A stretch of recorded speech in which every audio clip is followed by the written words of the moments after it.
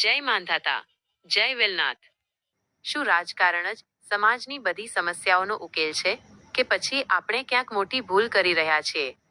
મિત્રો, આપણે હંમેશા ધારાસભ્ય કે મંત્રી પદ માટે લડીએ છીએ, પણ શું આપણે ક્યારેય વિચાર્યું છે કે આપણા કેટલા યુવાનો કલેક્ટર, ડીવાયએસપી કે સચિવાલયમાં ઉચ્ચ અધિકારીઓ છે?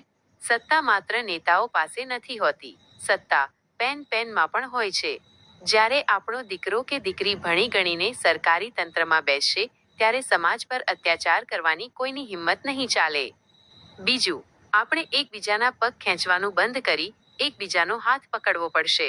સમાજના જે લોકો આર્થિક રીતે સક્ષમ છે, તેમણે યુવાનો માટે લાઇબ્રેરીઓ અને હોસ્ટેલો બનાવવી પડશે.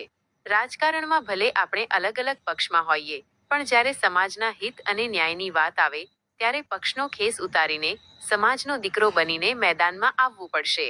હવે પછીનો જંગ માત્ર વોટનો નથી, જંગ વજૂદનો છે. 1.